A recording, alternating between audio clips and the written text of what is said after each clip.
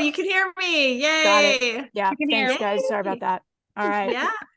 Yeah. Moving forward, kick us off, Margie. What do you got? What can we work on today? So we have been using Xperiencify for a year, and we love it. We came from a different platform, and just the bells and whistles are so fun. It's so fun. Our students love it. We love it. It's easy to manage. We just love it. So we're grateful. Our season, so we run an online school, and our season is from November 1st to October 31st.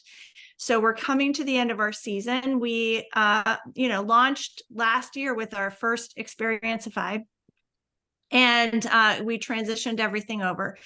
And so now we're coming to the end of the season, and we realized that we don't have our shutdown procedures in place, and we don't actually know how to do it in XP. So we have a series of courses that will get shut down and revamped for like new course material. Okay, so it'll be new for the upcoming season. And with our previous platform, we would just put it on, like we would turn it off to the public, we would make it draft, and then we would go in and for each, like to use XP terminology, for each module and lesson, like we'd rebuild it, we'd put up the new video, and we would put, new lessons and all of that, and then we would open it back up. We can't do exactly that for XP because what we found is that if we, first of all, if I take it off, if I turn it to draft, they're going to lose all of their points and all of their progress, which is a new thing in XP. Like, so that's one thing. And then the other thing is if we edit what they already have, it gets confused as to like the actions, like what has been checked and like what hasn't. Okay. So what I'm thinking we're going to have to do is build a brand new course, just like make a copy of each course and edit, edit the copy. But I don't know how to close the old one without them losing their points and progress and all of that. So I just wondered if you had any any suggestions. I'm kind of thinking maybe of on the home page putting a banner like this course is closed. Check your, but it's always going to show up in the navigator. So I don't know how to, I guess I could change the title so like it says closed, but that also seems clunky. So I didn't know if you had any suggestions. Okay, yeah, cool. Let's sort this out. One thing I just want to mention, and this might or might not be helpful, but just for anybody who's watching, because this is a common thing. One thing that some people do is create an alumni version of the course, and they move everybody from current course into alumni course. And then you can do that as many times as you want. And yes, they would lose points. I mean, they wouldn't have their points that they had. And, we know the points are fun, but you can do enough fun things with moving them into the new course to make that cool and fun and have that set up however you want with as much or as little interaction as they get during the downtime. And then you have a place to put them. You can do what you need to do with a current course. And obviously you could do that as many times as you need from as many different courses as you need. So I just want to throw that out as a possible consideration for this kind of thing. To go specifically with what you were asking, you're saying close down the course. Can you tell me, like, what exactly does that mean for what you need? What does it mean to have it closed? Are you talking about, go ahead, what the students inside expect, or what is closed mean? Yeah, so typically it means they can't access the old material, which I guess it would be okay for them to access the old material. Like there's nothing wrong with that as long as they clearly know that this is the old material and they should be in the new course if they want this year's curriculum. Does that answer your question? I think so. And forgive me if I missed this as you were explaining it, but you want to just update the old course to the new course? Because you can do that anytime. You can, replace videos. I know you mentioned changing actions gets wonky. Right, exactly. And that's what I'm concerned about. So I would put it in draft, right? Is what you're suggesting, put it in draft. But then as soon as I put it in draft, that's when their points will get wiped out. I don't believe you even need to put it in draft to just change out a video. If that, like, what's being updated? Right, but I don't want my students in there while I'm relaunching the new season's material. Okay, so if it's all new material, yeah, it might make sense to make it a separate course or to move them into an alumni hangout place. Yeah. So, yeah, that's just, but losing the points is because we use the points for things, it's gonna be like, that's good. They're not gonna tolerate that. Well, you can export what they have and have a record of their points. So you would need to track this outside of the platform, but we're talking just a spreadsheet with a record of what they have for points. If there's something about they got them, they right. Yeah, that's possible. Yeah, I could potentially do that. Or, yeah, I was thinking that I could, this would be a manual process too, but like, I was thinking that I could create an action, like one action that was like 500 points that I just give them. Like they just have to click it and then it will add those points back in. But anyway, so, okay. So the only way for a course to show up in the navigator is, or to make it not show up in the navigator is to like make it draft, right? How could I remove the course from the navigator so they can't get to the old one? I guess that's the new one. That would be my question. Yeah, I think it's got to be draft or maybe unpublishing it. I would think unpublishing it, but that's definitely going to take away the points if we're still trying to keep points here. Yeah. Okay. And how are the courses organized in the navigator? Are they alphabetical? Good question. I don't think it's alphabetical. I think it's more, I would think it's just the list that they're in your dashboard, but I don't know for sure, to be honest. I think it's probably just whatever it looks like in your back end. Okay. All right. All right. I'll see what I can do. I know that there's a ton of people. I have another question, but I know that there's a ton of people. So I'll just lower my hand and other people can answer. And then I'll raise my hand again to come around at the end. How does that sound? Awesome. Thanks, Margie. Okay. Well, let's cycle through everybody and we will get through and come around again. And yeah, keep thinking about that. We'll keep, I'll see if I come up with any other possible solutions with this whole thing too. Shelley, see you next. Yeah, mine's a little bit similar. Okay. And I have a membership. So every month I run a challenge, and I think I just want to set it up as its own course. And then I was just trying to wrap my mind around, like, if I duplicate it and unpublish it, I know that does remove all the current students and it resets their points to 0. It won't be part of the main curriculum. It would just be a separate course just for that 5-day challenge.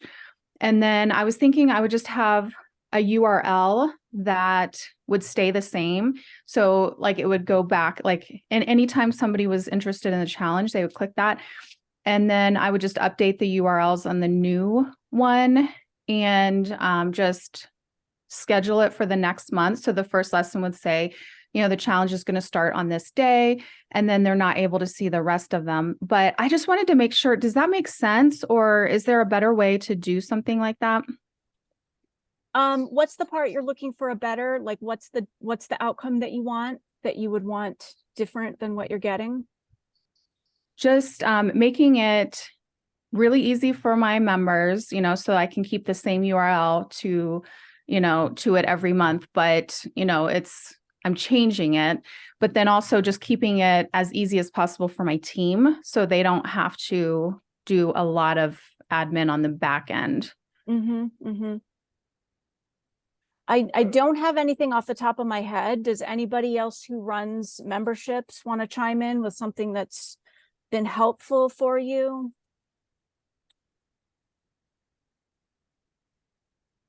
Any ideas on this?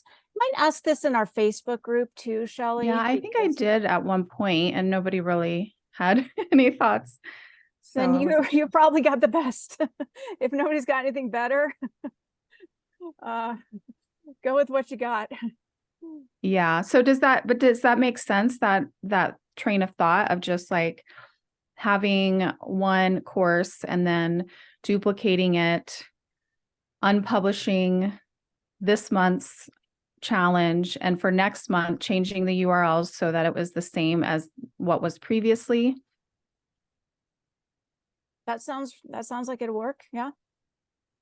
Would it be easier just to change the URL and send them an email every, just have it scheduled so that the new URL went to the new challenge? Just a thought. Well, I'm going to have on the homepage, I want to have like links, like I want to have a link to it as well. So then we would have to change that link every month as well. As well as changing it in the emails and all of that. So that's why I was thinking of if we could just have a consistent URL. I guess I could create a redirect maybe.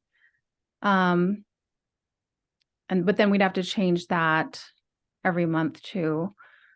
The other thing I was thinking is like, is there a way to like just duplicate the module in that course and then like delete the previous month? Or I don't know. I'm just trying to, that was the other thought I had, was like, would it be better just to duplicate the module instead of duplicating the course? You can duplicate a module. There's an option to just click and duplicate a module. Do you think that would be easier? I mean, I kind of hate to delete all of their, well, I could probably make it, I could unpublish it, right? Or make it as a draft afterwards. You can make a module as a draft. You can unpublish an entire course for just a single draft, a single module. You would switch it to draft, or switch the trainings in it to draft mode. You'd have to do it for each of the trainings. Correct. Yeah. Okay. Or I would have to delete it. Okay. Do you have any thoughts on which would be better? I'm kind of with Barb on just changing out a URL once a month. That to me feels a little easier. I don't think there's necessarily a right or wrong here.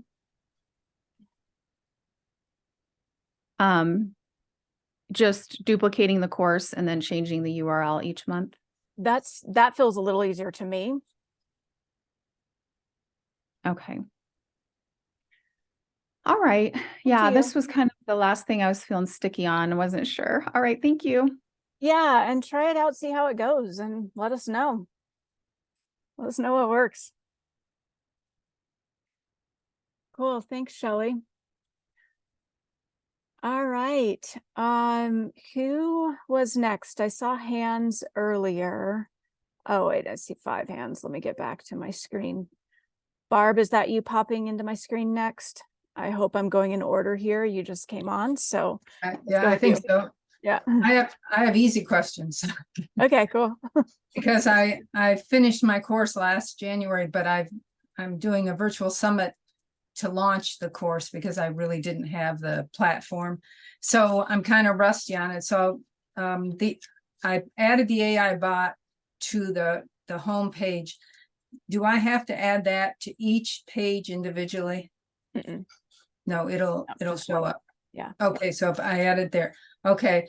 And if I want to see the course as a student, do I just hit preview? Is that how I see it as a student? You can see an overview of the course by hitting preview, but ideally I would create a test student account, log in from a different browser, and Okay. go through the whole thing, because that's going to give you the full student experience with collecting points, and some things will function a little bit differently in admin preview because points don't accumulate. So Is that'll there affect. a way to, is there like a place where I can see how to exactly set up a test student account? Like in Murray has a lot of, how-tos. Is there one for that? Yes, there is. And that's pretty easy. You'll just go to your students section Okay, and you'll just click add. There's a little green button in the upper right corner, okay, and you'll just click add, and then you'll put in your name and your email. That should be a different email, not your admin account email, of course. and then if I want to add some test students, so then I would just go in and add them with theirs, and that would be the same way, correct? Exactly. Yeah. Okay, If you that's go to the help center and just search manually add a student, it'll Okay. also, in fact,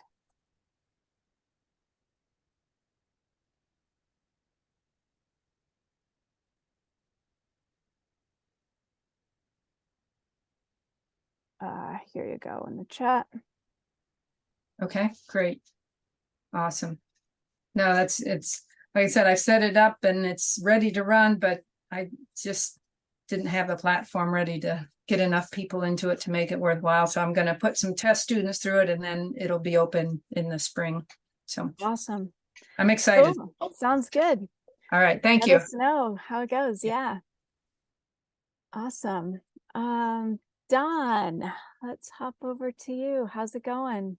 Thank Oh, you. it's going pretty good. Beautiful Oh, we've day. got two Dawns. Oh, we've got two Dons. Sorry, Don Sturgill. I was looking at Don back as next on my radar. Well, you're doubly blessed today. Two Dawns in a session this size. Oh my gosh. Look at that. So it's a short question, and if you could direct me to the best place for a kind of a get started guide. I'm new to using Xperiencify, Yay. and I'm coming through the ECM generator and going to upload it, and then I'm going to hack off a bunch of the stuff that's left over from the generator. Okay. So I'm looking for where's the best place to go and get reference information or sort of the how-to guide.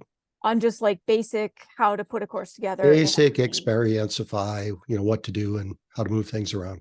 Perfect. So best place to go is inside a course. Like whenever you create a course and then you just open it up, you're going to see steps 1 through 6. Like step 1 is basic info, step 2 is price, etc. And each Right. of those either have a little tutorial video. So you can click on that. You can also go to our help center and just search step 1, step 2, step 3 through step 6, and that's going to walk you through. So that's probably good enough. I'm pretty good at this stuff. get you started. Yeah, that's all I need. Thank you. Cool. Yeah, absolutely. Welcome. Sheldon. So this is my first time here. I'm a new Welcome. Xperiencify. Yeah, thank you.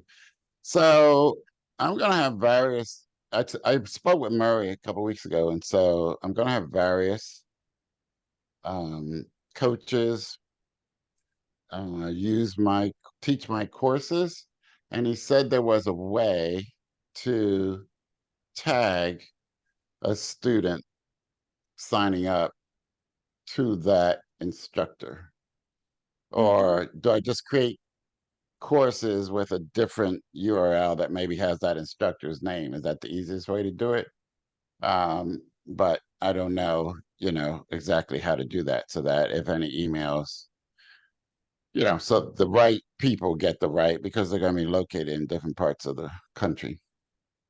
Okay, cool. So let's see. You can, when you sign people up, you want to tag them to an instructor.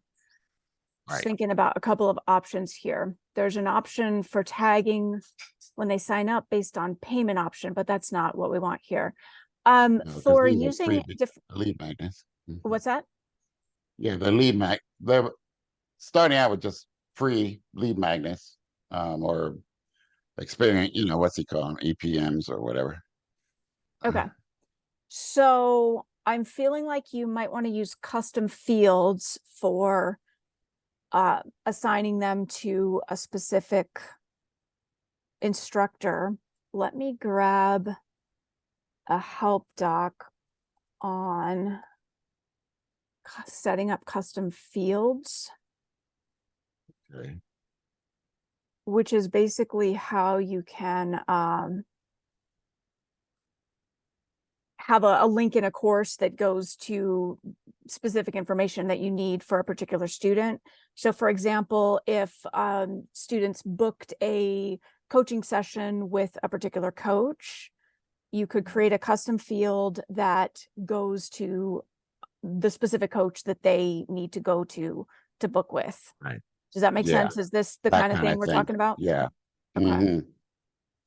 So check out the custom fields doc right here that I just popped in the chat, and let me know. And you can always email me on the help desk if you have questions beyond today, but let me know if that makes sense.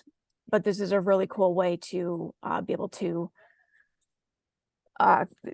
do what you're describing, to connect students to coaches, to connect students to a milestone doc that's unique to them. So I think that's what you'd be wanting to check out. Great. Thank you. Cool. Yeah. Welcome. Do you want to take a look at that, and I'll keep moving through some questions and we can Mhm. circle Okay. back around again with Okay. time? Okay. Thanks. Yeah. Let's hop over to Coach Doris. Hello, Doris. How's it going? Fine, thank you. I have a published 5-day, which I've completed, and listening to your answers to other questions, I now know that because I took a copy of their points, I have that, so I don't need the student record anymore. Although I like to keep it to see what their answers were. I don't, or maybe I should just print out everything that they said. Okay. But I want to change that 5-day challenge and run it again without things like 5 days. I mean, they can select their 5. I'm going to change the 5 days to evergreen, I guess it's called. Okay. Do I just go in and change everything? I don't have to do anything and just change it to evergreen, and it continues to be published and the students disappear, or what happens?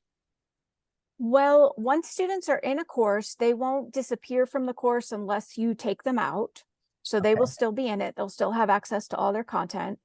Generally, if you're talking about taking a course that was created to run on set days and moving it to evergreen, Yes. the things you would need to change would be the content release dates, which happens in step 3 in every training. Probably what you set up is that if you have a 5-day challenge for specific dates, you probably set it so training 1 released on October 20th and training 2 on the 21st. And you're just going to want to change that to use the release option that's called X days after joined. Okay. And what it's going to look like now is training 1, instead of being set for October 20th, training 1 is most likely going to be set for immediately. So as soon as the student signs up, they immediately have access to training 1. And then training 2 is going to be set for 1 day after joining. So tomorrow, Okay. if I sign up to training 3 is going to be 2 days after joining. It's based on the join. It's X days after the join date, not the Okay. last training. So you'll All right. change that. And then if you used a countdown timer, you would change the countdown timer from a specific date option to an evergreen option. Okay. Does that make sense? And so all my videos and everything else just remains the same unless I change it. Exactly. All your videos remain the same unless you change it. Again, your students still have access to everything unless you remove them. Here's how to set your countdown timer. Okay. And here is how to set up the different content release. So if you go into the help doc that says release options there in the chat and just look for X days release option. Okay, I'll save that chat. Thank you. Yeah. Cool. Congrats on running your challenge. That's awesome. Well, I didn't have as many winners as I want, so I gotta improve things. Okay, cool. Sounds good. All right. Thanks, Doris. Let me know how that goes. Okay.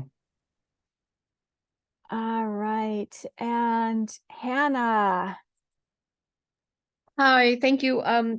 You guys seem to be way ahead of me in all of what you're doing here. I have one question.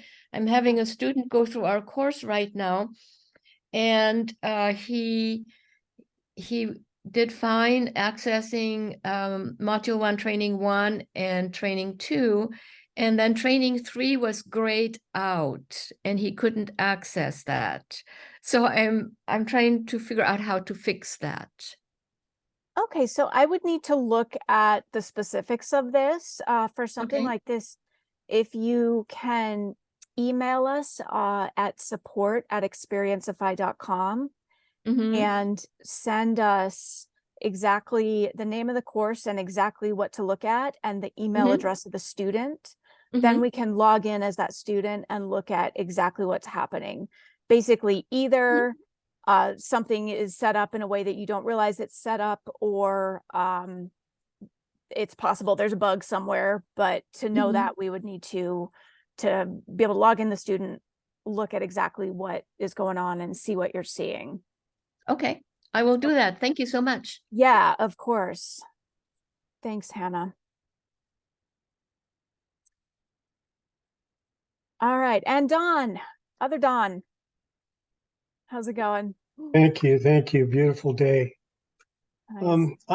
I'm just getting started. So Cool. it's a basic question and it's kind of two-part, but the concept I have is to offer the first course, which is an overview sort of thing with some good information, but not the whole ball of wax, to offer that for free. Mhm.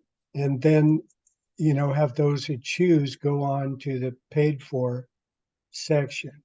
Yep. What's the best way to set that up? I've had trouble setting up anything for free. It tells me Stripe won't let me charge less than 50 cents or something.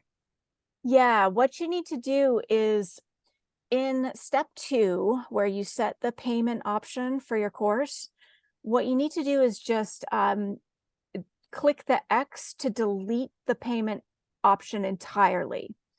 In other words, you don't want to put $0. Okay. You want to Yeah, click it auto fills, so just delete it. exactly. Over on the far Okay. right-hand side, there should be a little X to completely delete the Got it. row, so there's no Got it. payment options. Got it. But then the idea is to have just part of the course for free. And then, so is it going to be 2 different courses? It's going to be 2 different Is that- courses. Let me pop a help doc where Murray has written a little bit about exactly this and Excellent. why we suggest setting it up with 2 different courses. So just Okay, beautiful. popped that in.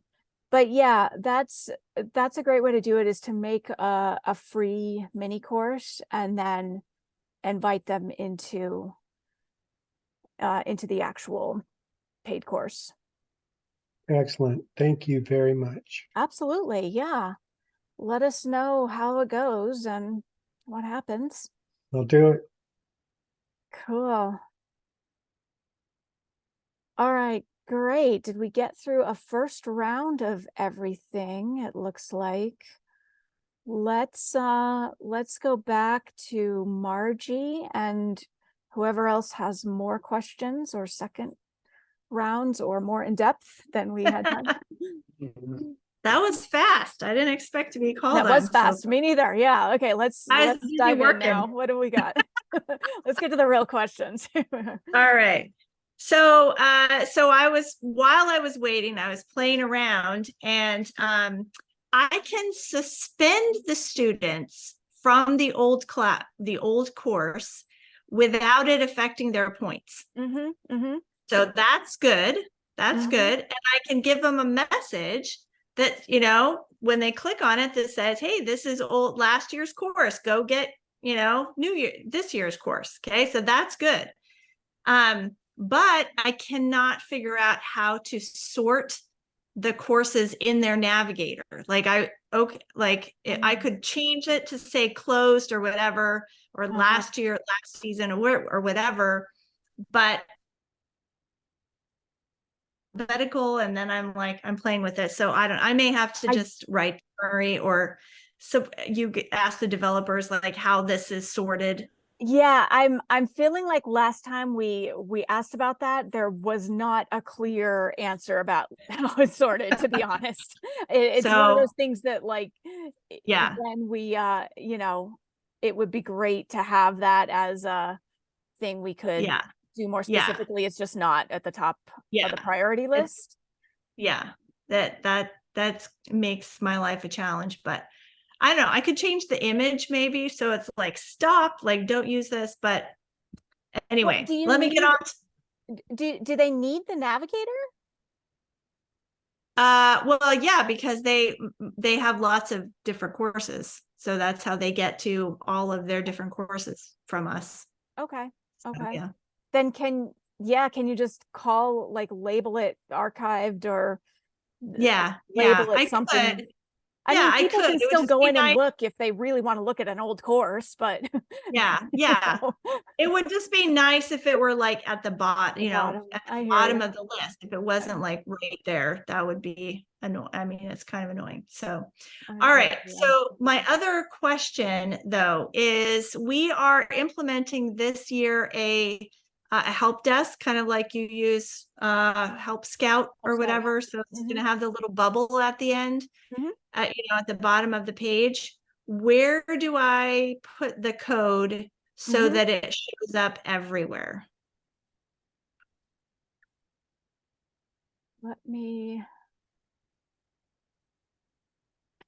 Okay, the example here, let me make sure this is still accurate. We change things fast around here. This should still be right. The example that's given is with Chatra, but I'm popping in the chat section here where that should go.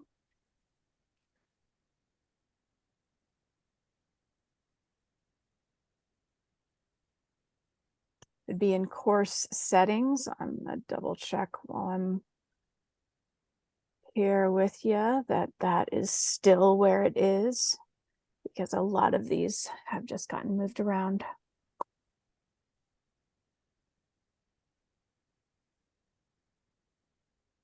But you can definitely do that.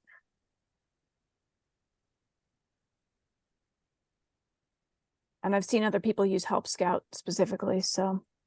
Yeah, we're using Fuse Desk. What are you using? It's called Fuse Desk. Okay. So, I mean, I'm sure it's all the same. So I just need to know where. They just need yeah.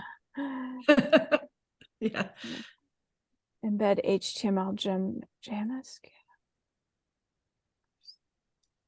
Yeah, just go to course settings, open up, enable HTML JS code, And then your chat feature should give you a code to put in.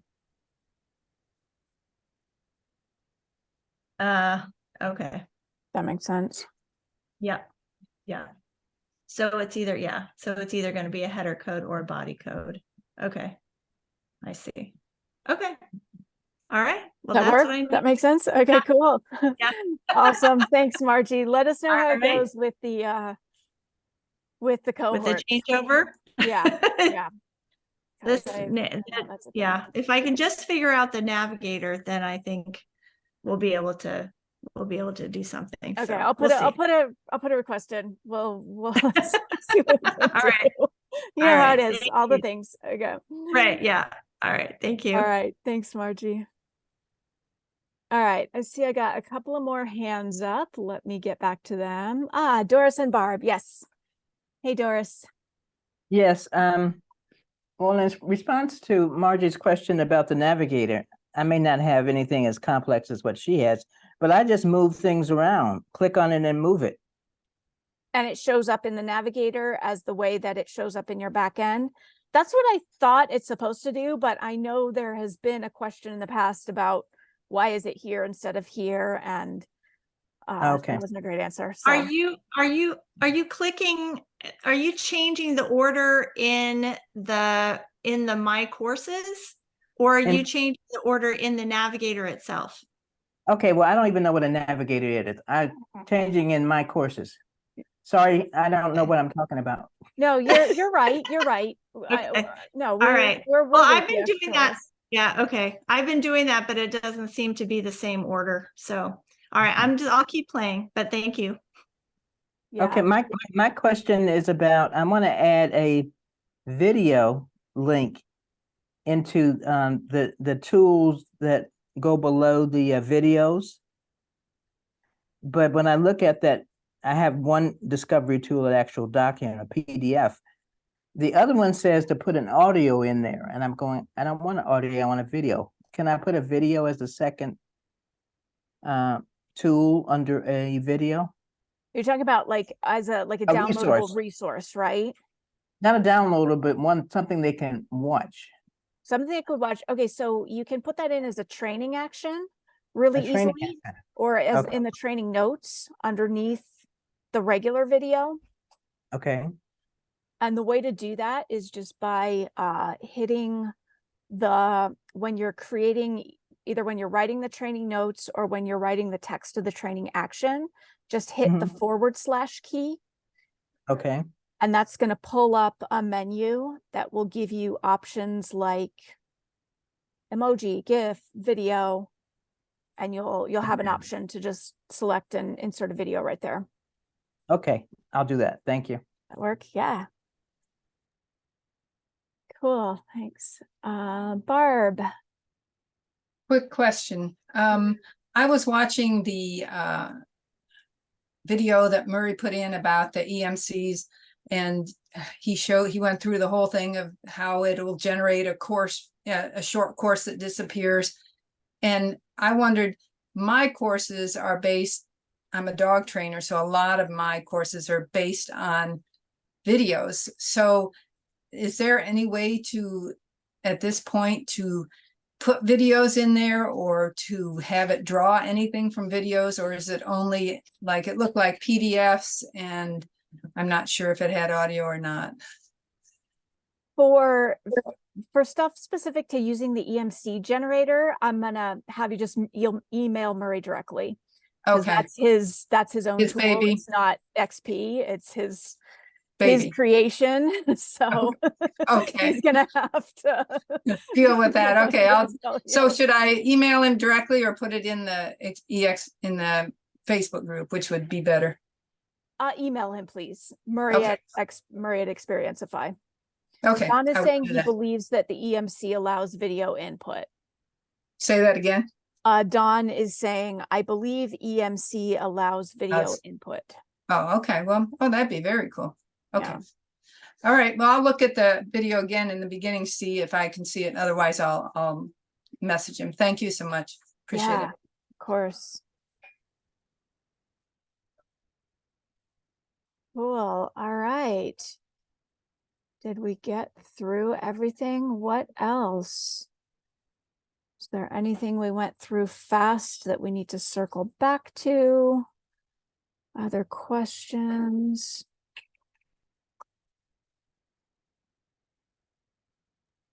Deb, yeah. Or I see a couple hands up. Somebody go ahead, whoever.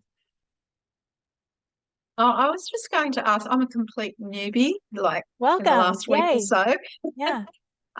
So I've just gotten a little bit confused just at this point when you're saying EMC, contact Mary and EMC. I've just got a little bit confused there. Sorry, I my video cut out for just a minute, but are you saying confused because I said contact Murray for the EMC? What's the difference between EMC and the Xperiencify program? Great question. Yeah. So Xperiencify is the platform that you purchased or on a trial on that you can load your courses onto and build. Yep. EMC is an AI tool that Murray has created. So it is a separate software tool that he dreamed up. It works well with the Xperiencify platform, but it's just a completely different piece of software. Okay, so I've purchased that. Okay, so it's for using just to generate, to be able to then put your course into, or does it talk to one another? Does it generate and automatically go into Xperiencify? Or it's just giving you upload it to Xperiencify, but that would be any questions about the how of that would be a Murray question. And you can, feel free to email him, murray@xperiencify.com, if how to use the EMC isn't clear. Great, thank you. Does that make sense? That's a good question. Okay. Thank you. Awesome. Who else? Yeah, Sapphire. Is it Sapphire or Saphir? How do I say your name? Go ahead and pop. Sapphire. Sapphire. How's it going? Well, hello. It's good to meet you. Good After to see 500 you. questions to you. Yeah. How are you? I'm totally lost. I've Uh-oh. never used anything like this before. Okay.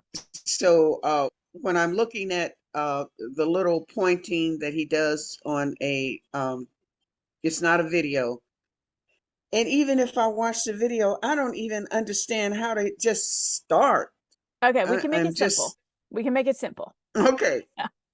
Please make it simple. Make it really simple. Here's the thing. XP can do a bazillion things. Oh, and by the way, Dawn is giving some info about the EMC in the comments for Deb and anyone who's looking at that. Okay. So Sapphire, okay. Thing to know, XP can do a ton of complex things. It doesn't have to be complicated. We can make it really easy. So where are you at? You're ready to put a course in or build a course? Okay, so I'm just finishing up a course, which is mine to use, but I don't want to use it as if it were the original course. Maybe I want to alter it a little bit, or so what I heard was that I could take an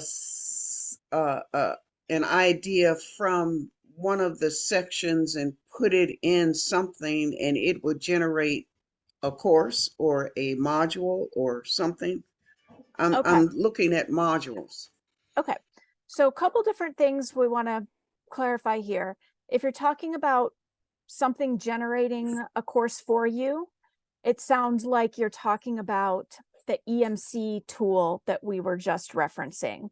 So we got two different things going on here. We'll make this simple. We've got a platform where you can build a course, and it can be really simple to build a course. Murray has created an AI tool that generates courses for you. That is a completely different thing. Okay. Does it come with the purchase of the Xperiencify? No, it's separate. It's totally separate. Okay. So that's kind of a whole different thing. But if you're just getting started with building courses, I would suggest keeping it really simple and just creating your first course, which can be very easy, and putting a course out and offering it and getting some students in and getting it going on that level. And that does not need any other technology. It doesn't need all the fancy stuff. The bells and whistles are fun, but the meat of what we're doing here is you have something to offer. You need to get students in to experience it. And we want to keep that as simple as possible. Put your work out, get some students in, and then you build and get fancier from there. Okay, so I know this is going to be asking a lot, but is in one of these sessions, could you actually do a share screen and just kind of walk this person through it a little bit? Absolutely. We can do that right now. Are you saying walk through how to build, like how to create a course? Yeah, from the very beginning. Yes, that would be so appreciated. Definitely. We can definitely do that. It can be super easy. And Diana is saying she has a question as well. Sapphire, I'm just going to check in with Diana and see what else we got that we want to talk about, and we'll hop in and look at creating a course. Diana, do you want to just pop yourself off mute? Yeah.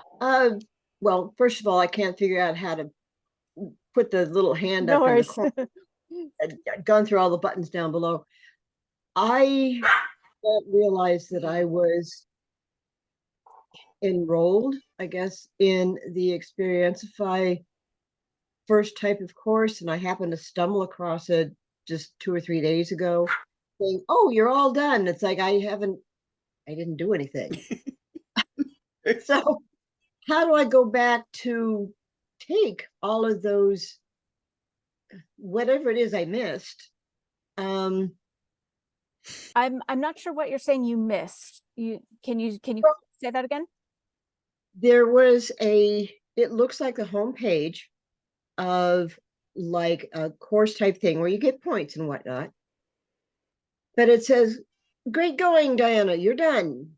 Okay, And sounds I'm like going, this is a course you're a student in. well, that's what I'm not understanding is how I'm taking the EPM. Okay. This showed up on my screen. I don't know, like I said, I just kind of stumbled into it. I just kind of found it. And it appears to be the first course that everyone takes for learning about Xperiencify. But I've never seen it before. It says I'm done. All I have to do is go through the next 3 or 4 that are down below. It's like, how can I go through those if I haven't gone through the first one? Is this something you can ask your EPM coach for help with? Because I don't know what course you're referring to. And EPM is a program that is hosted on the Xperiencify platform. I can also look up for you what courses you're enrolled in if you want to email me at the support desk to support@xperiencify.com and just say, tell me which courses on Xperiencify I'm a student in, and I'll send you the magic links to log into any and all courses that you're a student in, and then you can look at them and figure it out. Does that work? I may send you the link of this is what I'm seeing. So yeah, you can do that too. Yeah, okay. No problem. All right. Thank you. Okay, of course. Oh, about the hand thing. How do I find the hand thing? It's one of your Zoom buttons down here. Where is it? Reactions. I think. Reactions. Yeah. Yeah. I don't see a reaction. I see stop video, participants, share, summary, apps, whiteboards, notes, and mute. I mean, more. You might need to expand your screen so that more things. Reactions, play times or recognize hand gestures? No, it should be under reactions, I believe. It is under reactions. Those are the 2 things I have. But click on it again. Click on reactions. I'm gonna have somebody else help you with that, and I'm gonna go ahead and. There it is. The reaction itself. Okay. Yeah. Thank you. I know. I couldn't find it either. Appreciate it. Thank you. Thank I you. couldn't find my Leave, but- volume when we started, so well, good. All in this together. Okay, let me pull up an account and let's look at how to create a course.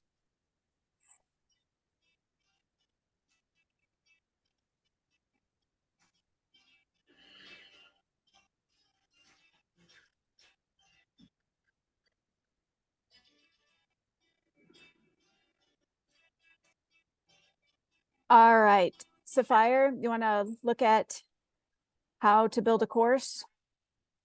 Yes. So let me go ahead and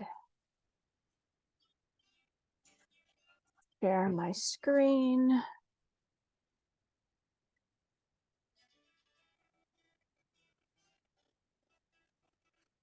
All right.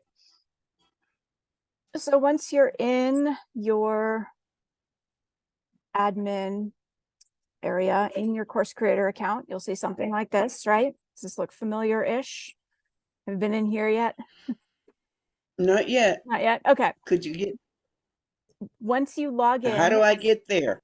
I can send you your magic link to log into your course creator account, and then Okay. you'll land somewhere that looks quite a lot like this.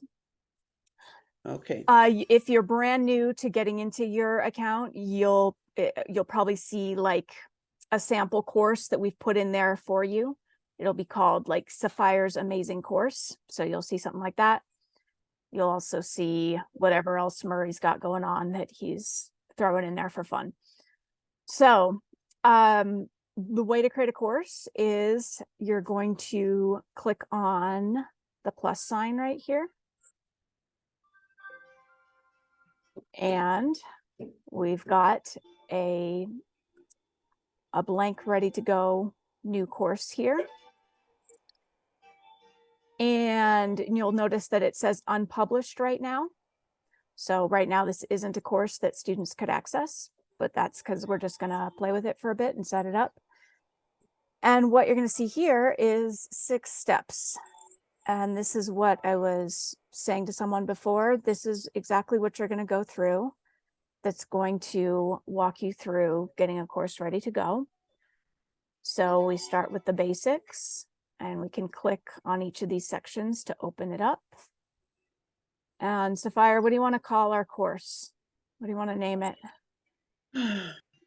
Dream Builder. Dream Builder. All right, so we've got the name right here. If you like, you can create a URL. You don't have to do anything there. You can just leave a generic one, but it's nice to have a URL that's easy for the students to recognize. So we'll go ahead and save that. I'm just going to skim through some basics real quick to show you just kind of how it is to get started. So we've got the name of the course in. Next thing you're going to need to decide is what the price of the course is going to be. So we can open up step 2 here. And there are some placeholder options in, but you can just remove these or create whatever price you want.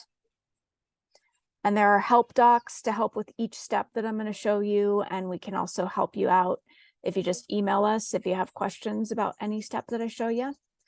But you're going to put in a price for the course right here. In step 3 is where you're going to upload your course content. So to make it really simple, you're going to create, let's say you're making a simple course that has 1 module with 3 trainings. Okay. So we're going to add a new module. We're going to call it module 1, unless you have something else you want to call it. I'm going to save that. Good. I'm going to add my first training to the module, and I'm going to call this training 1. I'm going to create my training, and now this is where I'm going to put in the content of what this training is. So there's just a few simple things I need to do. I need to give it a name, maybe a description. I need to upload a video, assuming there's a video training. No, it doesn't have to, but we recommend it. So you're going to upload a video here. You're going to decide on how you want to release the content. For example, do you want it all available right away to the student? Or do you want to release one training today and one tomorrow and one the next day? So you're going to set that up. You're going to give a couple of training actions for each training. And we've put in some placeholders for you. We suggest just having the first training action be watched the video. So they get to check it off and feel like they've accomplished something just by watching the video. And then you would just add in a second training action that gives them like a simple step to put into practice what they just learned. So you're just going to add something in there. Then that's done. Optional last step, if you have supporting materials, maybe along with this video training, you want to give them a PDF handout that they can reference in the future. If you've got something like that, you're going to attach it right here. That's the steps for creating a training. And now you've set up your training. If I previewed it, I would see what it's going to look like. And I'm going to go through and do that for each of my trainings. And here's my training. I would, when there's a video in there, I would be able to click right here and watch the video. And then underneath, here's some action steps. And if I had added a PDF like I showed you, there would be a button right here that I could click to download that PDF. And there's your training. So Okay. I'm either hearing or seeing a question. Did I hear or see something? I'm not even sure. Chat. Yeah, I was wondering, so if I have a video already on my computer, Uh-huh. I can upload that video into that space. Exactly. Yes. Okay. All right. Well, I'm going to go and create a class tonight and see Woohoo. how I blow it up, and I'll see you next week on that one. Look at you. Awesome. All right. Very cool. So, Once you've, so that's the biggest part. And once you've uploaded your content, then you're going to be able to just customize the pages a little bit. If you want to make them look pretty, make them look like your branding, you'll do some of that in step 4. And in step 5 is where you have fun options to add, like celebrations and automations for students. This is where you don't need to make it too complicated, but it can be pretty simple to create like a celebration when students create a training, and that makes it extra fun. So option to add in some things there. And then in step 6 is where you're going to find the important thing, the link to the order form for somebody to purchase your course. okay. Now that you brought that up, I see that in the Xperiencify, you have a way to accept payments. Mm-hmm. Okay. So suppose I already have a payment set up on my website for PayPal. How do I do that? Okay, so there is an option. There's 2 options here. You can use the order forms that are built in with Xperiencify. And if you do that, then your payment processor will be Stripe. So you would just need to do a couple steps to set up a Stripe account. And then you would send people to the Xperiencify order form and they would pay and it would go into your Stripe account. So that is the simplest way, but it's also totally possible to use PayPal or use an outside other payment processor. And the way you do that is with a tool called Zapier. There's a software tool called Zapier, and what it does is it allows 2 different software tools or platforms to talk to each other, so that when somebody makes a payment in your PayPal account, they can be magically added into your Xperiencify course. So Zapier is gonna Okay. be the bridge. All right. So where would I be creating the Zapier? Where would I add Mhm. it in the paid part where it has the pricing? Mm-mm. If you're using Zapier, Zapier is a totally separate tool from Xperiencify. So that's not an Xperiencify thing. So we do have help docs to tell you how to use it, but since they're a completely separate company, you would need to go to their website. If you need more help, you would need to go to them and to their support team if you need them to like actually walk you step by step through how to do it. But you'll just go to zapier.com and basically you can set up the automation that you need between PayPal and XP. Okay, and the last absolute question, the CRM, I've never used that before. What does that actually do Mm-hmm. in that program? So in Xperiencify, I like to call it a student CRM, just to clarify that we really don't offer, like a CRM is basically a way to manage and organize and keep track of your students and send them emails. And it's generally used for things like sending marketing campaigns and tracking leads. What Xperiencify does specifically is we can send emails to your students. We can send automated emails if your students complete a course, when they join a course, when a new training is released, when they've earned a certain number of points. You can set up all kinds of automations to automatically email your students. So that's what you can do in Xperiencify. I think it's important to distinguish that we're not really set up or intended to be a CRM that would manage all of your contacts and send all kinds of different marketing leads and track who clicked on what marketing lead and things like that. That would be a tool that specifically does that, like MailChimp or Constant Contact or Aweber or something like that. Does that make sense? Yes, that does. Thank you. Mm-hmm. Okay, well, that was overwhelming, but yeah, thank you. You're welcome. You got this. I'm waiting to see what you come back with. You're gonna come back next week and show us all how it's done. All right. How are we doing? Did we get everything?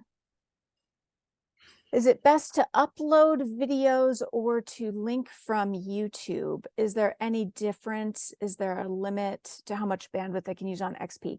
On XP, it's 2 gigabytes per video. I load mine directly on to XP. You can do either. There's not really no major difference in my experience. It's just up to what you want to do. Is there a difference in load time? Not that I'm aware of, not significantly. Question, can you put an XP course or XP payment link onto your website? Yeah, absolutely. Yeah, definitely, Deb. Just in step 6, you can put a payment link. Putting an XP course would be kind of a different ballgame. What do you want to pop on, Deb, and tell me more about what you're seeing? Because it's going to be hosted directly on XP. It's not going to be hosted like. Okay. Is that what you're asking?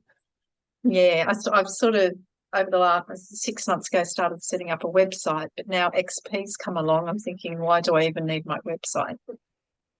Yeah, I mean, we're not really set up to do everything a website builder can do, like create a blog and, everything you would find in a whole website builder that is specifically designed to build websites. That's just not really the purpose, but you can create as many custom pages as you want on your XP site. So you can create sales pages, you can create whatever pages you want. So it kind of just depends what you need and how much functionality you need and how deep down the rabbit hole you really need to go with each thing that you want to do, if that makes sense.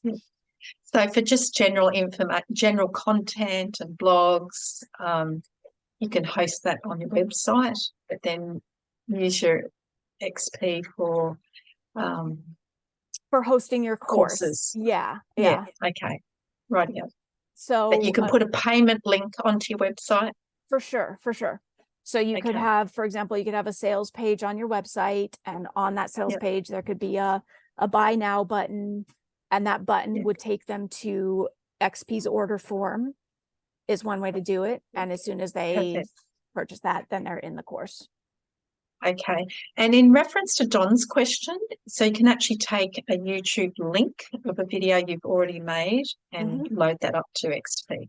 Yes, you can either upload your videos directly to XP, or you can host them somewhere else like YouTube, Vimeo. We've got a list of a lot of platforms that work.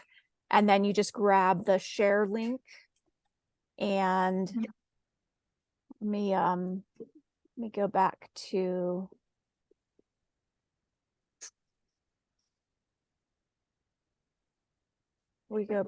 a course here, and we'll go back to step 3 where we're adding in course content. Under media is where you would add. You can see that you can either upload the video or you can great to it. Yes, perfect. Thank you. Yeah.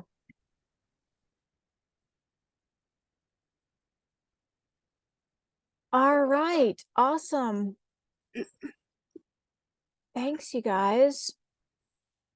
Did we get one other question? Yeah.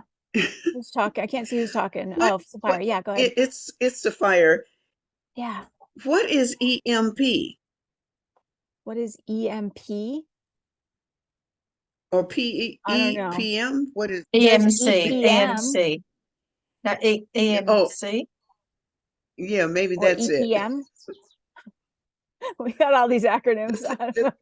EPM is the Experience Product Masterclass, which is a course by Marisa Murgatroyd that teaches you how to build an amazing course.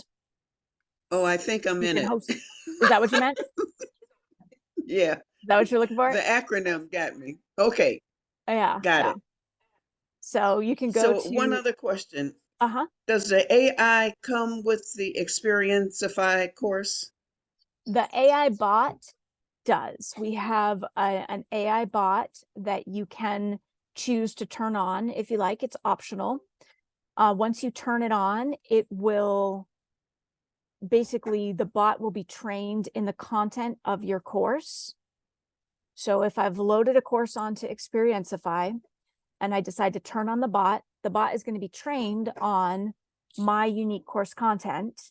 And then a student can say, hey, I don't understand such and such. And the bot will respond to the best of its ability based on what it's learned from my course content. This is a new feature. Ooh. This is a V1. This is, we are working it out, and it will evolve and become a lot more finessed as far as how you can use it and what you can do with it. So just know that this is a V1 feature, but you can absolutely turn that on if in your course, if you choose, and allow the bot to give answers to students. So you don't have to be online. All right. Thank you. Thank you. Totally. All right, guys, how we doing? Feeling good? Margie. Rachel, is there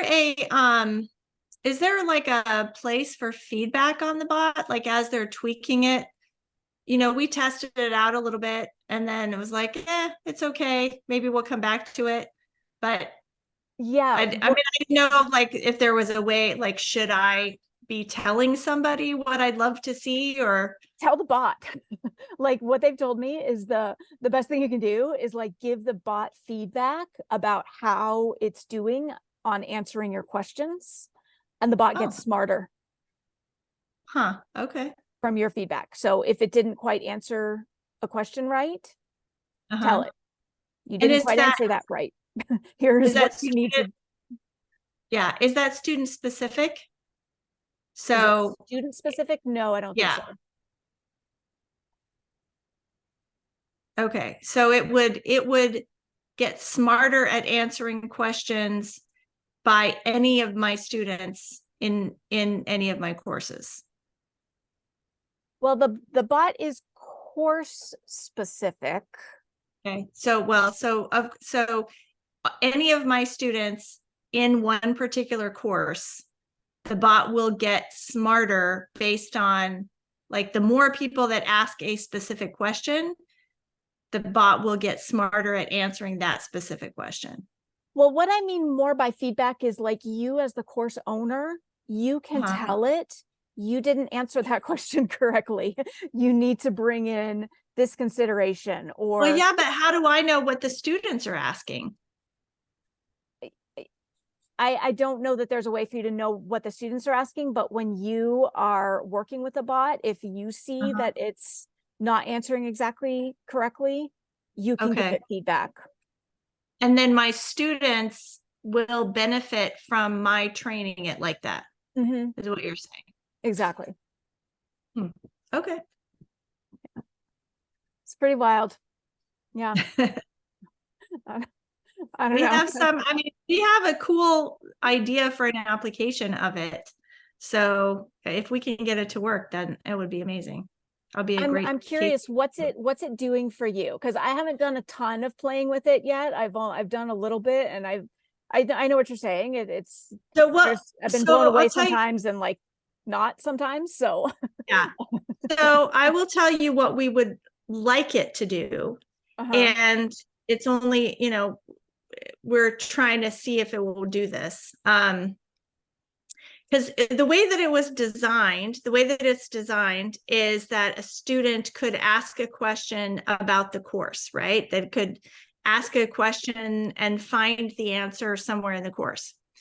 So our courses are, we train bookkeepers, and part of being a bookkeeper is interacting with a business owner. And we have a fictitious business owner, like, in our courses that they have kind of these pretend conversations for. So we'll have an exercise that says, so Craig took out a loan. This is the one we actually, the one we actually tested. Craig took out a loan and he didn't tell you what the terms were. Okay. So how long do you have to pay back this loan? Right. And so currently in the course, we have it just as a written dialogue. The exercise says, you ask Craig how long the term is, and he tells you that it's 3 years. So you go in and do this. Well, what we would love to have is we would love for our students to actually ask Craig. So when we were testing this, we called the bot the Craig bot. That's our fictitious business owner. And so it would say, okay, ask Craig. So we could hop in and say, so our student could ask the bot, how long is this loan for? And then he would say, oh, it's 3 years. So yeah.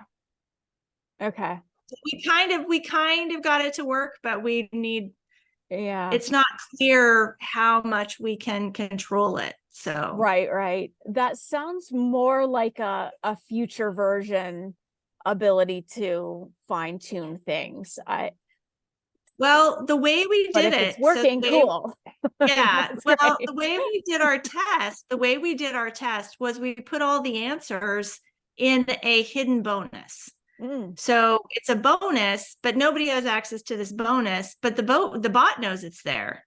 Okay. And so that's where all the answers are. So it's, if we could tell the bot to only look in that bonus, Right. and not right. in all the rest of the stuff, that would make it a little faster and That's easier. definitely a future version thing. Yeah. Because right now But there's no way to specify, there's no look at this, not differentiation. this. Yeah. Right. So, but it, if the topics are only in that bonus, which like there's nowhere in my content that talks about how long the length of the loan is, it's only in the bonus. Okay. So, okay. I mean, Yeah. so he found it. I mean, but yeah, but the interaction was a little clunky. So yeah. I gotcha. That's cool. All right. Yeah. That's actually a really great idea, Margie. Yeah. Thank you. Yeah, it's cool. It's really cool. Awesome. Thanks, you guys. The AI bot is in your account section under Ask the Expert. So go to your account section and then click on Ask the Expert way at the end of the tab. All right. Thanks, you guys. Let's go ahead and wrap up. Great stuff. And let me know how all this goes. And drop me an email on the desk if you need support with anything. All right. Thank you. Thanks, guys. I'll see you next time. Thanks, Rachel. Yeah. Bye, everyone. Oh, I need to put the dates up for November. Thank you for reminding me. I'll get that up. Okay. Thanks, you guys. Bye.